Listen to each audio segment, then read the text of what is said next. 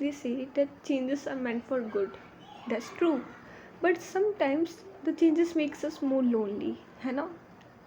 For example हमारा जो school है, जब हमारी स्कूल लाइफ एंड होती है या फिर आप कह सकते हो आफ्टर बोर्ड जो वेकेशन होती है, तो उसमें हम कितनी चीज़ें सोचते हैं, like we will go there, we will go here, या फिर हम लेट उठेंगे, हम मूवीज़ देखेंगे, हम पार्टीज जाएंगे। बट कुछ करते हैं क्या हम ऐसा? मेरे ख्याल से रियली ऐसा होता होगा, 4-5 दिन कर लिया, उसके बाद क्या? देन यू आर लोनली, कोई आपके साथ होता नहीं है। जिस फ्रेंड से आप बहुत दिनों तक बात करते थे, अब आप उतनी बातें उनसे कर ही नहीं सकते। क्यों? क्योंकि सब बिज़ी होते हैं या एक्सक्यूजेस बना रहे होते हैं अपने आप को आइसोलेट करने के लिए। And I think somewhere this isolation is meant for good. और सबसे मज़े वाली बात पता है क्या है?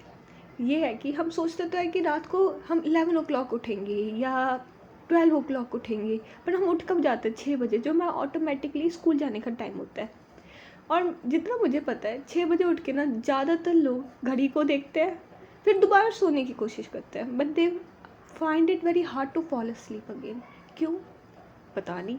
पर स्कूल के टाइम होता था तब तो भाई 6 बजे उठना पाप जैसा लगता था।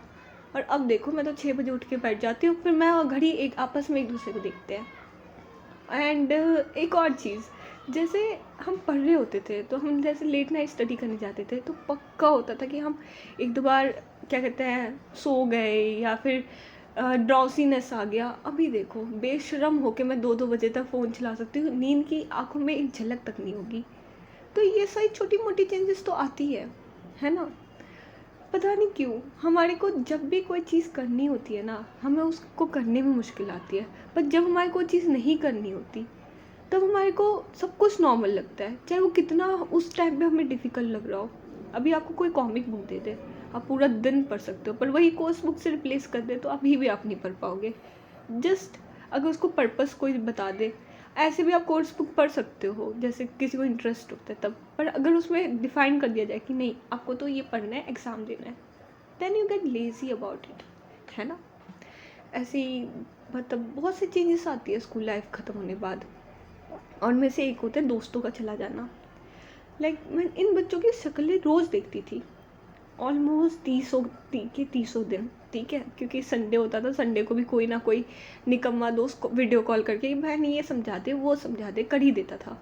पर अभी मेरे डीएम्स मैसेजेस सब ब्लैंक है। और अभी तो 3 दिन भी नहीं हुए स्कूल ख़त्म हुए।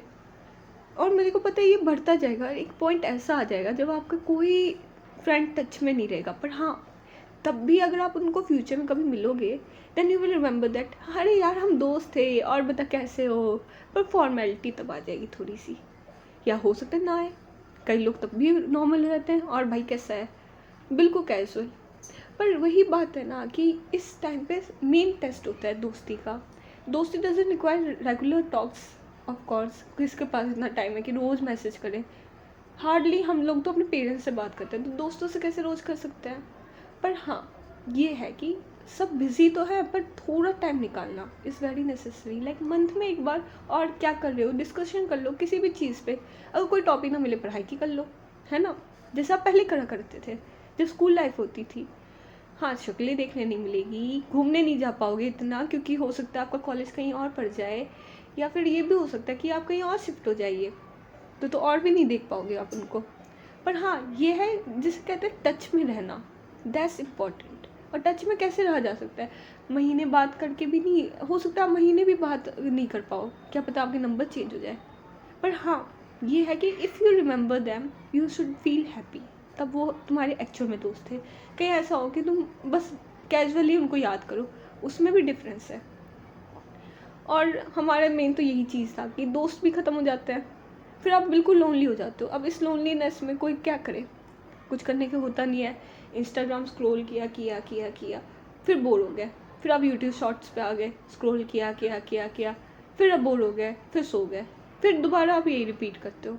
अब वो कोई कहे ना कि नया स्किल सीख लो, वो भी आप नहीं कर पाओगे। क्यों?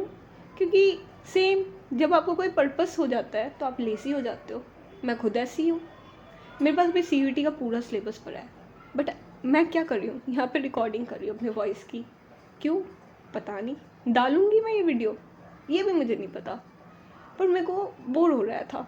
तो मैंने सोचा कि चलो रिकॉर्डिंग चला देते हैं, and there is no script behind it. मैं कभी नहीं लिखती स्क्रिप्ट, बस स्कूल की यादें आने लग गई थी कि कैसे हम पूरा दिन मस्ती मारते थे।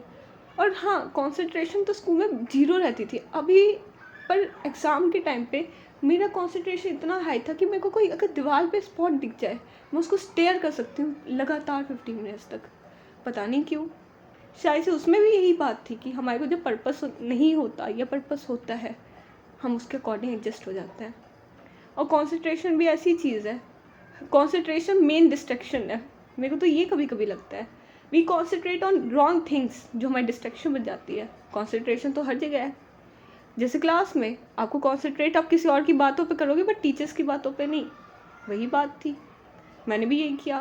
पूरा स्कूल लाइफ चला गया, बोर्ड का टाइम आया, बोर्ड के टाइम मेरे को लगा ही नहीं है बोर्ड, क्योंकि मेरे प्यारे प्यारे सुंदर सुंदर दोस्त इतने मज़े मारे हैं। स्पेशली अगर आप बस से जाते हो ना बोर्ड एग्ज़ाम सेंटर अपने दोस्तों के साथ, या उनके साथ कोई शेयरिंग व्हीकल में, हो ही नहीं सकता आपको ऐसा लगे कि बोर्ड है। हाँ, स्टार्टिंग के जाते वक्त लग सकता है, पर आते वक्त तो बिल्कुल भी नहीं।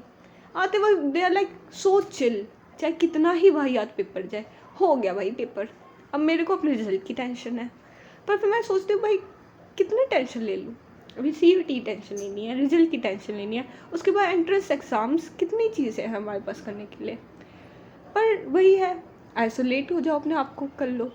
आइसोलेट करने के बाद भी आपके पास कोई पर्पस नहीं होगा।